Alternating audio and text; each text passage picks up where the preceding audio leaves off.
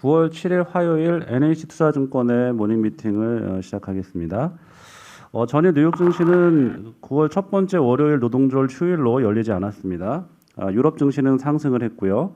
유로스탁스가 1.05% 오른 것을 비롯해서 독일이 0.96%, 프랑스 0.8%, 영국이 0.68% 상승을 했습니다. 미국에서 테이퍼링이 지연 가능성에 대해서 기대가 좀 생겼고, 독일의 경우에는 공장 주문 증가가 예상치를 상회한 것이 주식시장에는 긍정적으로 작용을 한 것 같습니다. 네, 오늘 저희가 준비한 자료는 주식 전략과 크레딧 전략 그리고 산업기업 분석 이렇게 되어 있고요. 먼저 주식 전략부터 발표하겠습니다. 퀀트하고 전략 같이 발표할 텐데요. 김재은 연구원. 그 퀀트와 전략 같이 해서 국내 주식시장 관련된 부분들을 좀 작성을 했습니다. 제 쪽 먼저 좀 말씀을 좀 드려볼게요. 지금 뭐 올해 기준으로 보면은 코스피가 분기별 한 50조 원 이상이 나오고 있고, 순이익 같은 경우에는 지난해 대비 올해가 무려 118% 지금 증가될 것으로 예상이 되고 있는 상황입니다. 다만 이런 것들은 이미 주식시장에 어느 정도 반영이 된 것 같고, 이제 투자자의 관심은 내년도 이익에 대한 관심이 이제 쏠려질 텐데, 사실상 모멘텀 측면에서는 이제 소강 상태에 들어갈 수밖에 없는 상황입니다. 따라서 그러한 이제 증가율보다는 올해와 같은 레벨이 내년에도 유지될 수 있을까, 이제 그거에 이제 관심거리가 이제 옮겨가지 않을까라는 생각을 하고 있고요. 현재 전망치상으로는 영업이익과 순이익이 내년도에는 11%, 3% 이렇게 증가한다고 예상이 되고 있어요. 근데 과거 사례를 보면 사실상 영업이익과 순이익은 이 전망치가 현재 기준으로 보면은 의미가 없는, 이런 신뢰성이 많이 떨어지기 때문에 과거 사례를 보고 어닝 피크아웃 가능성에 대한 것이 있는지를 계속해서 추적을 해봐야 될 것 같은데요. 가장 가까운 어닝 피크아웃 사례는 지금 2017년 사례가 있었죠. 당시에 이제 반도체, 이런 삼성전자 같은 기업들의 어닝이 급격하게 이제 상승을 하면서 기업 이익을 크게 주도했던 시기가 있었습니다. 2018년, 19년 때 이제 이익이 줄어들면서 시장 전체적으로 이 피크아웃 어닝이 지금 나온 모습인데요. 당시에 삼성전자의 이제 전망치의 흐름을 보면은 애널리스트의 그 전망치들이 상당히 변화폭이 컸던 것을 보실 수가 있겠습니다. 그래서 이런 주도주들의 실적 변화가 어떤 어닝 피크아웃을 미리 알려줄 수 있는 이벤트다라고 생각을 하고 있고요. 현재 상황으로서는 최근 2주 동안 어닝이 좀 줄어들긴 했어요. 근데 보면은 유틸리티나 조선, 이런 업종들에서 이제 어닝이 좀 줄어드는 영향이 있었거든요. 그래서 올해 이 주식시장을 이끌었던, 그리고 실적을 이끌었던 업종의 어떤 추세적인 하락이나 변동성이 높은 그런 모습은 나오고 있지, 아직 나오고 있지 않다. 그래서 피크아웃 사례는 아직은 아니다라고 생각을 하고 있고요. 하반기랑 내년까지 봤을 때 어닝이 계속해서 올라갈 수 있을 만한 업종은 지금 보면은 소매, 통신, IT, 하드웨어, 자동차 이런 업종이에요. 그래서 상반기 대비해서는 이런 내수 서비스 가치주, 그리고 이런 것들이 좀 포함됐다. 그래서 상반기랑 좀 다르다라고 좀 보시면 되겠고요. 이러한 이제 어닝 피크아웃 우려가 없는 업종에 좀 관심을 가질 필요가 있다. 그리고 스타일 측면에서는 올해 분기별로 좀 스타일이 좀 바뀌고 있어요. 1분기에는 성장주, 2분기에는 가치주, 그리고 3분기에는 성장주, 이런 순인데요. 4분기 같은 경우에는 지금 이런 병목, 어제도 발표를 했지만 이 병목 완화 현상에 의해서 금리 상승할 수 있는 환경, 그리고 수출 모멘텀이 완화될 수 있다는 것들, 이런 것들을 고려해보면 내수 서비스 가치주에 좀 집중을 하고 수출주는 좀 압축할 필요가 있다고 생각을 하고 있습니다. 이어서 투자 전략 쪽도 이어서 말씀드리도록 하겠습니다. 네, 투자 전략 말씀드리겠습니다. 앞서서 말씀드린 대로 전반적으로 코스피 전체의 이익이 레벨이 떨어지진 않는다라고 하면은 이 증시가 크게 뭐 무너질 여지 뭐 이런 부분에 대해서 고민할 필요는 없다는 생각인데요. 다만 업종별로 보면은 조금 기존의 그 이익 증가를 주도했던 업종들이 상대적으로 조금 둔해지고, 이익 증가가 둔해지고, 반면에 지금까지 좀 부진했던 업종들이 앞으로는 이익이 개선되는 폭이 좀 크다, 이런 것들이 나타나는 걸 감안을 하면은 좀 업종 측면에서도 좀 새로운 접근이 필요하지 않나라는 생각이 듭니다. 그래서 저희가 고민한 부분은 글로벌이 경기 회복의 방향이 이제 상품 제조에서 나오는 수혜 부분이 줄어들고 있고, 또 한편에서는 여튼 지금까지 눌려있던 금리가 언제까지 계속 눌려있을 거냐, 경기가 회복되는 과정을 거치면서 저는 다시 이 부분도 올라가게 된다라고 하면은 우리가 지금까지 크게 기대를 했었던 경기 민감주, 수출형 경기 민감주 그리고 성장주 양쪽 다 그렇게 매크로적으로는 우호적인 환경은 아니거든요. 이런 상황에서 어떻게 대응할 거냐라는 부분이 저희의 관심사고요. 두 가지 전략을 생각을 해봤는데 첫 번째는 수출주긴 하지만 이런 지금 매크로적인 경기 사이클을 타고 업황이 등락을 하지 않는 좀 구조적으로 좋아지는 분야가 될 수 있는 이런 것들을 좀 주목할 필요가 있겠다라는 생각이 들고 저희가 꼽은 거는 5G와 관련해서 통신 장비와 핸드셋 그리고 전기차, 자동차 부품 이런 쪽을 염두에 두고 있습니다. 두 번째는 수출주가 아니라 국내 내수 서비스 분야에서도 올해 하반기에는 내수 소비 증가율이 개선되는 국면이 들어오기 때문에 여기서 좀 기회를 찾아보자라는 생각이고요.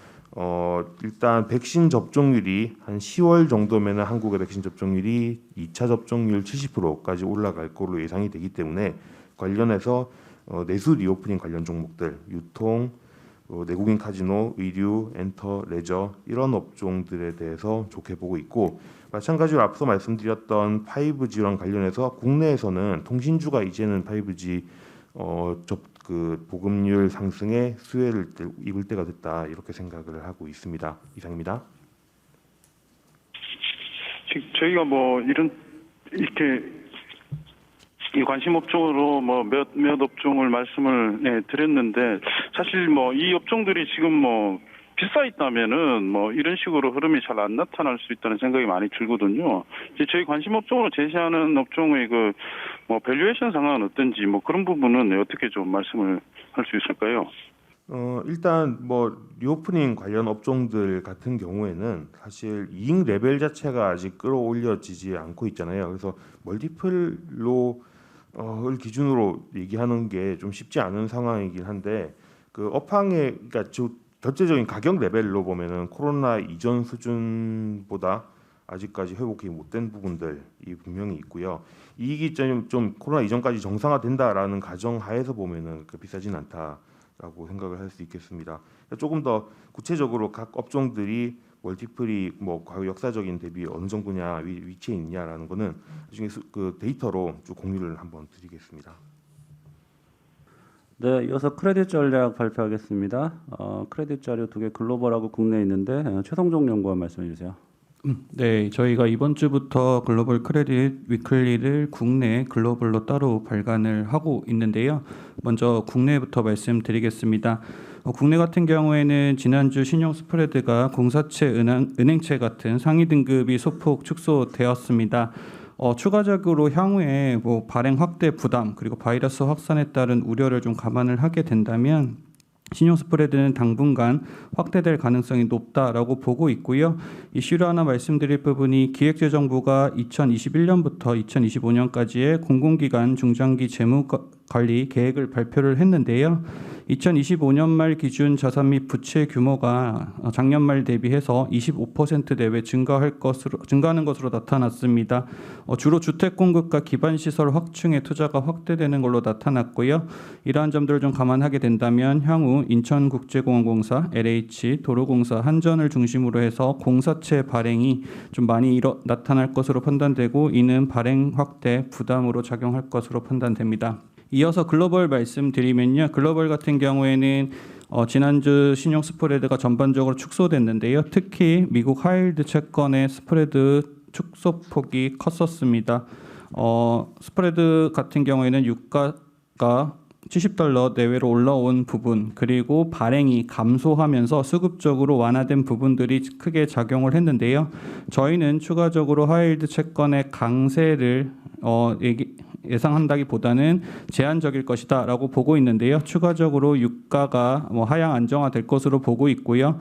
9월달 들어서 미국 기업들의 발행이 다시 늘어날 것으로 보고 있기 때문입니다. 한편 이제 유럽은행 코코본드 같은 경우에는요.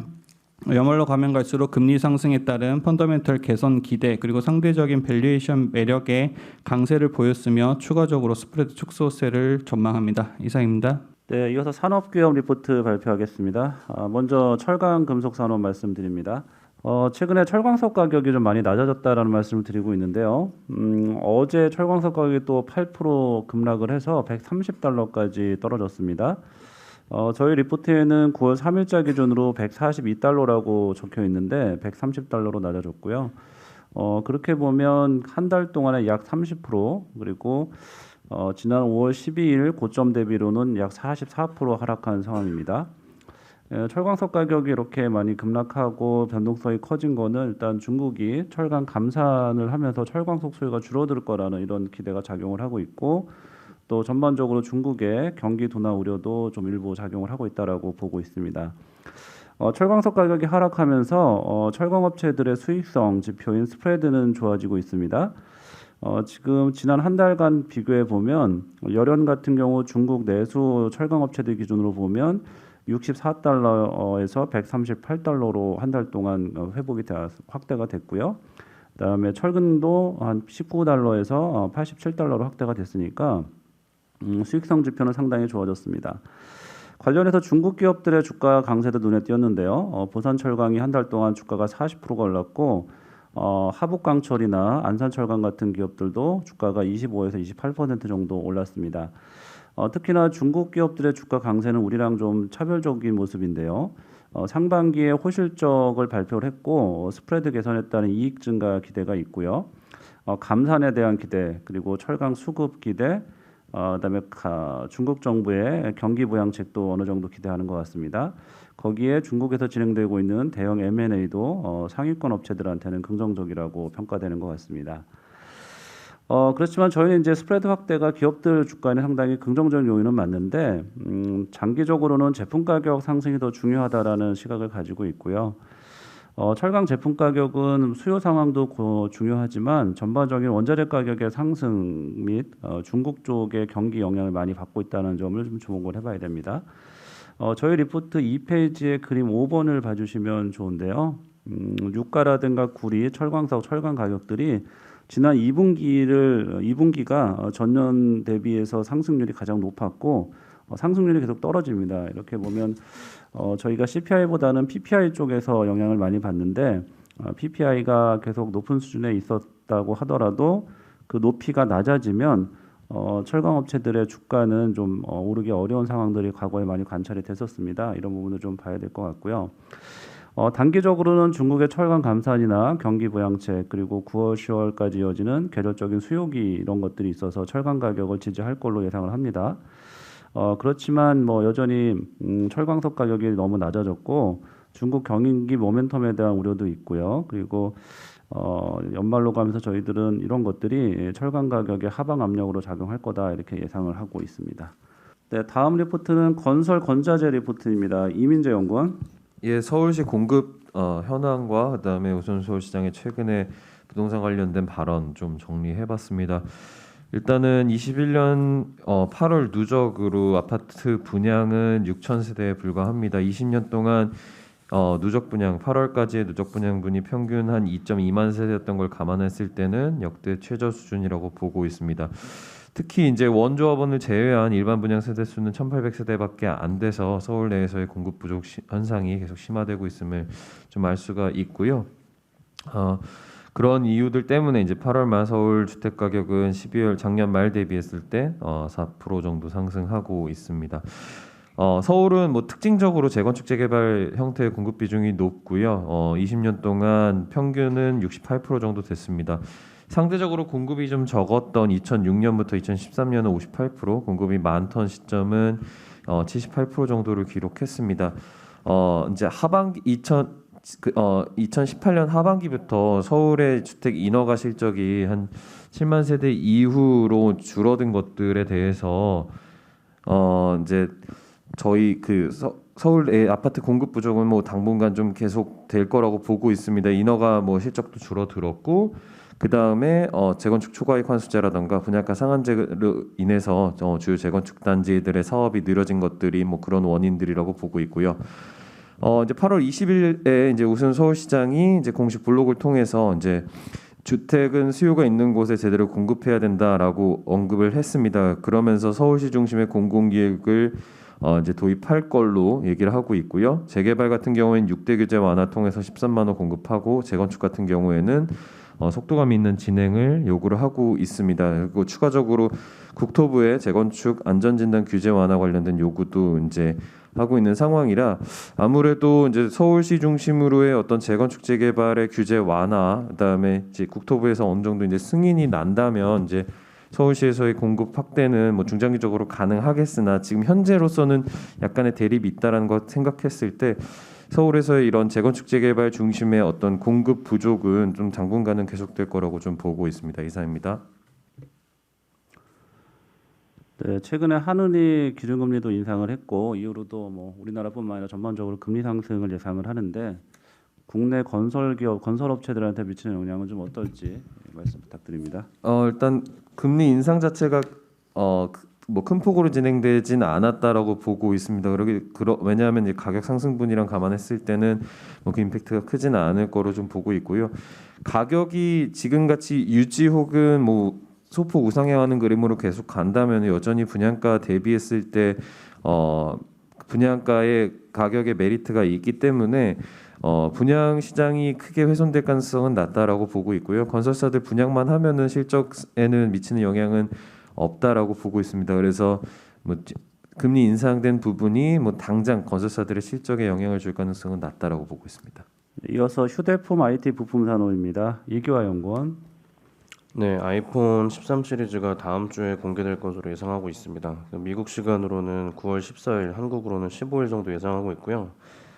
그 전작이랑 비교했을 때 지금 크게 혁신은 기대하기 어렵지만 센서 시프트라고 하는 그 카메라 모듈 기술이 이제 적용될 거라고 보고 있고요. 확대돼서 그다음에 인물 사진처럼 이제 보케 효과, 그 주변이 이제 좀 흐려지는 그런 그 비디오를 제공하는 시네마틱 비디오, 그 노치 사이즈가 좀 감소되는 것이 주된 변화가 될 거로 보고 있습니다.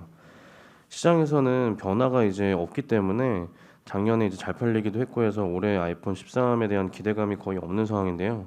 그럼에도 불구하고 저희는 예상보다 양호할 것으로 보고 있습니다. 주된 이유는 5G 침투율이 누적 기기 대수로 이제 비교했을 때 14% 수준으로 아직 낮기 때문에 교체 수요가 예상보다 좀 견조할 것으로 보고 있고요. 경쟁사회인 화웨이가 미중 무역 분쟁 때문에 플래그십 고가 스마트폰 제품 출시가 이제 어렵기 때문에 중국 점유율이 확대될 것으로 예상되기 때문입니다. 저희는 아이폰 13 시리즈 출하량으로 전 시리즈 대비해서 23.5% 증가한 7,080만 대 수준을 전망을 하고요.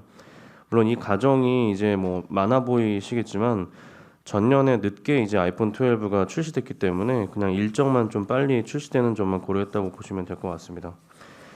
그 최근에 기대되는 기능 중에 하나는 저궤도 위성 통신이라는 기능인데요. 이게 이제 말 그대로 기존의 통신망이 아닌 그 저궤도 위성에서 이제 위성 통신을 받아서 그걸로 통신을 한다는 얘기인데 일단 아이폰 13에 탑재될지는 지금 미지수라고 생각하고 있습니다. 근데 이제 만약에 이게 이제 하드웨어상으로 해당 기능이 탑재된다고 하더라도 이동 통신망이 닿지 않는 음영 지역, 예를 들어서 뭐 무인도라든지 이런 곳에서 이제 위급 상황, 뭐 SMS 같은 식으로 쓰일 거라고 보고 있고요. 실제 서비스는 내년 이후에 제한적인 지역에서만 활용 가능할 것으로 생각하고 있습니다.